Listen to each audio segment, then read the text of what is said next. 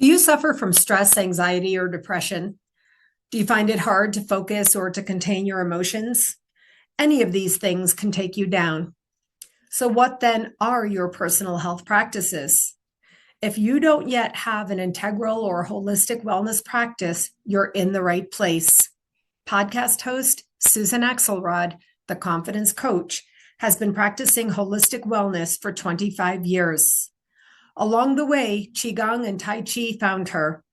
After tiptoeing in, she dove into a committed practice and became a teacher and integral wellness consultant. She'll tell you Qigong and Tai Chi changed her life. In this podcast, she interviews practitioners, inviting them to share their stories about how these practices changed their lives too. Go grab your journal. At the top of a clean page, write down, "I want to feel better." Then take a breath and tune in to see if Qigong and Tai Chi can help. Hello, friends. Welcome to this new podcast series, How Qigong and Tai Chi Changed My Life. My name is Susan Axelrod. I am the confidence coach. I'm the confidence coach today, but I wasn't always. In my earlier days, I was a type A personality, living a life of anxiety on the way to depression. I took medication for 7 years. And eventually, at one point in my life, I made a decision. I want to get off these medications that I'm on. I spoke to my doctor at that time and said, "How do I get off this medication anyway?" And he said to me, "If you want to get off medication for anxiety, go to the gym."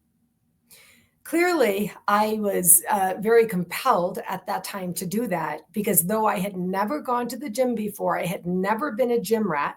Even earlier in my earlier years, I went to the gym. Now, I didn't start weight training till much later. I simply started doing what I could by walking on the treadmill. This walking activity helped me get on a journey that really, truly transformed my life.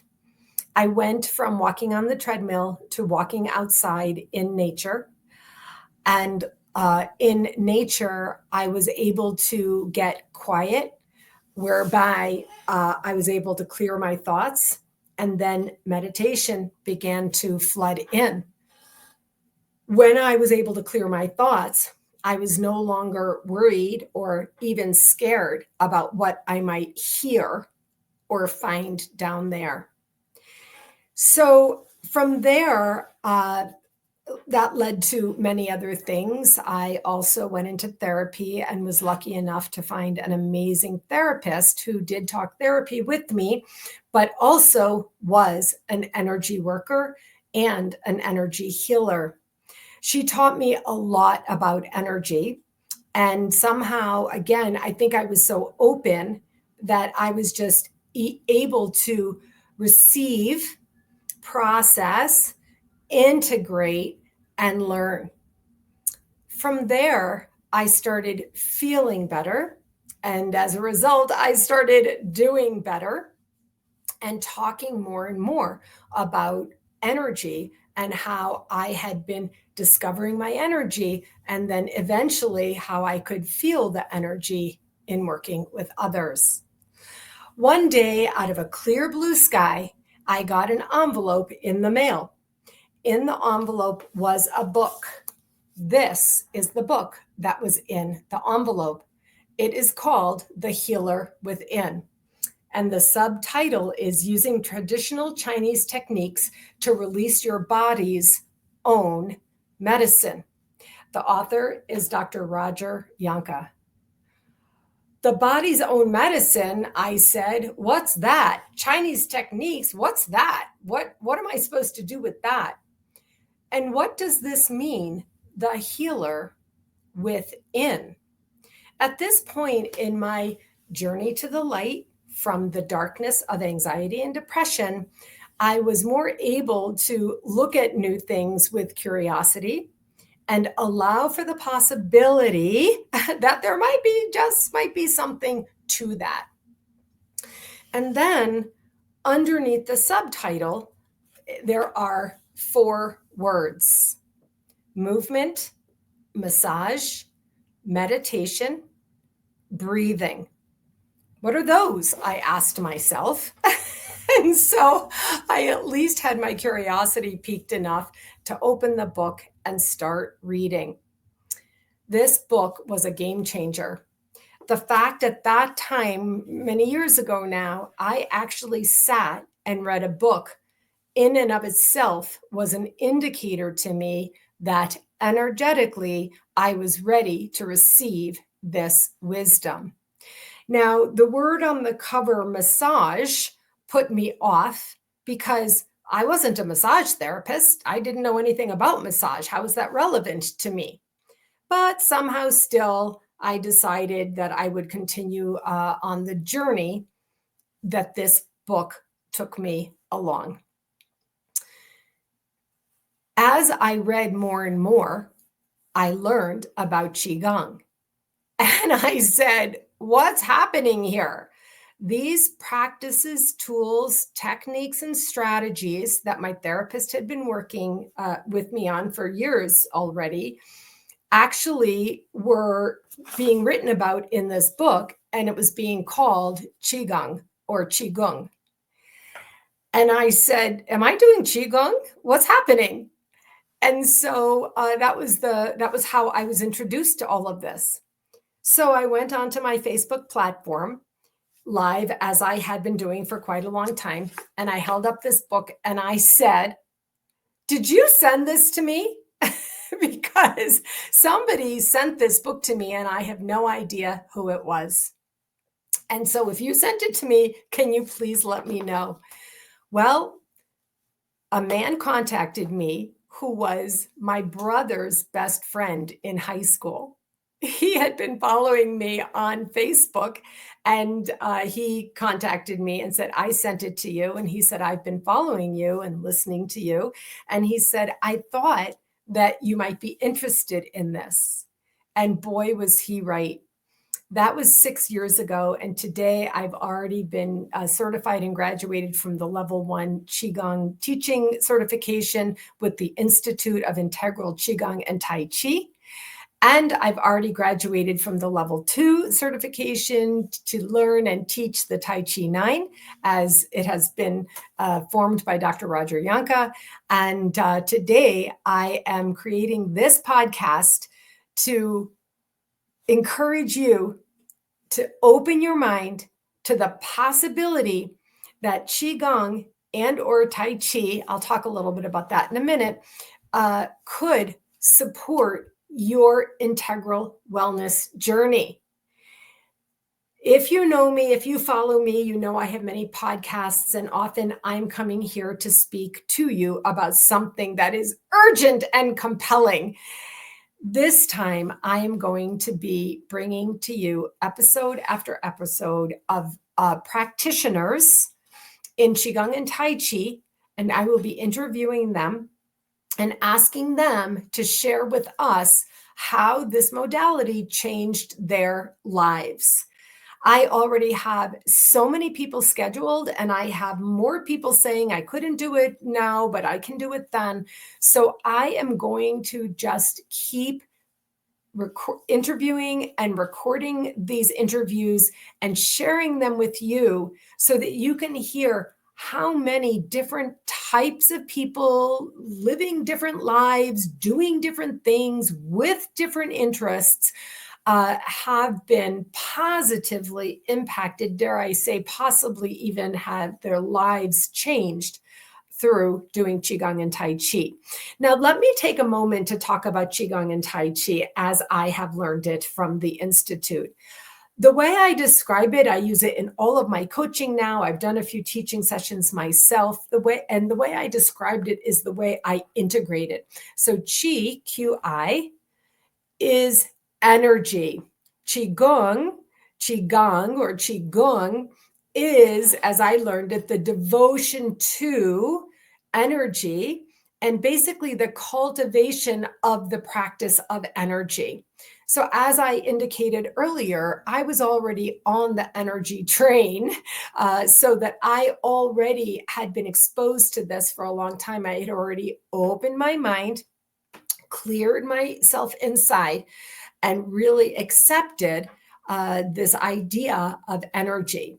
Energy is a real thing. You can look it up in the dictionary. You can talk to a scientist about it. But I couldn't quite integrate how it became medicine. Instead of sitting in the resistance of that and allowing that to block me, I decided to just open up and see what it would feel like to practice some of the practices and see if it served. So chi is energy. And if you're listening to me instead of watching this video, I have immediately sort of organically brought my hands with palms up over in front of my heart space. So it's called the heart brain. You might know the heart chakra, the heart space. And this is, for me, just the epitome of gathering the energy, bringing my arms out and bringing them in and allowing them to sit gently, palms facing up to the boundless sky above, in a beautiful, quiet stance, body straight, shoulders back and down, chin down a little bit, neck aligned with the spine, nice tall upper body. My arms are bent and my hands are just sitting quietly in front of my heart space. I am just allowing the energy in me to be in and around through my heart space. You can call in energy anytime you want by taking a breath, clearing your mind, aligning your body into a nice, comfortable, straight position, and simply gathering with your arms energy from the sky above, from the earth below, or from all around, and bring it straight in. And you could also place hands over your heart, one on top of the other. You could place hands over your middle area, your stomach area, your gut area, your head area, wherever you need to support with the beautiful energy that exists around you. Qigong, for me, is quiet. It's calming. It supports my nervous system in the most amazing way. And let me tell you, I need my nervous system supported. Now, let's talk about Tai Chi. Tai Chi is spelled Taichi. Chi, also energy, is another spelling for the same word. Tai Chi represents as slow, simple movement. You're moving your upper body in a certain way, moving your arms, moving the energy in a beautiful, quiet, calm, slow form. And you may be moving your legs, your lower body, at the same time or in a different way from the upper body. When you watch a Tai Chi master, it's going to look to you like the most beautiful, amazing dance. I encourage you to please find videos of a high-level Tai Chi master doing Tai Chi. For me, I keep everything simple and immediately accessible for you. I use Tai Chi in my coaching now. Even if I'm on the phone, I invite someone to stand up. I bring them into the beautiful alignment of Qigong, and then I teach them how to do a simple Tai Chi form. Gathering the energy ball, moving the energy, pausing, gathering the energy ball, moving again, etc. I love this. I absolutely love this.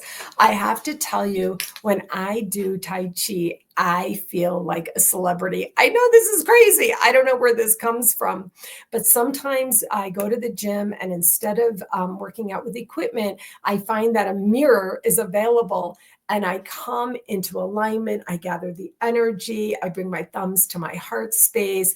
I come into the body alignment with the mind, the body, the soul. I breathe in through my nose, out through my nose, and I find the Tai Chi ball. And then I start the movement.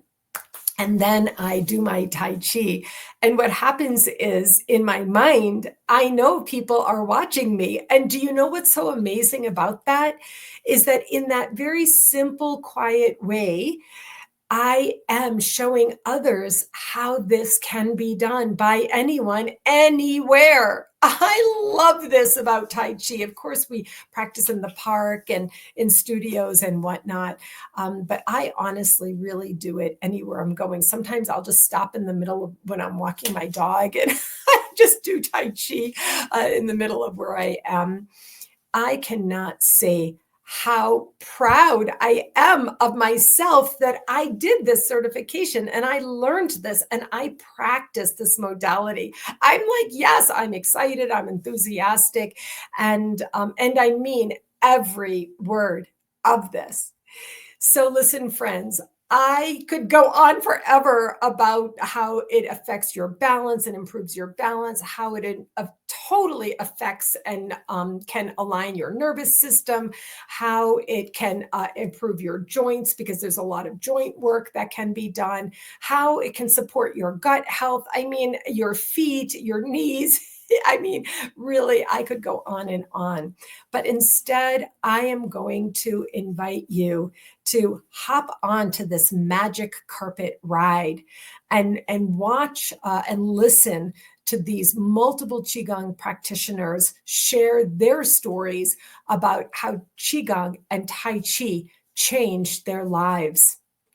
I am now frequently talking about integral wellness as a base foundation to personal confidence and growing your self-esteem. And I use Qigong and Tai Chi to do this. And I just really honestly cannot wait for you to hear my friends and colleagues in the world of this beautiful practice. So thanks for watching today, and stay tuned for the next episode of this important podcast that I hope you will tune into and open your mind for the possibility that it could truly change your life. Take good care. See you next time.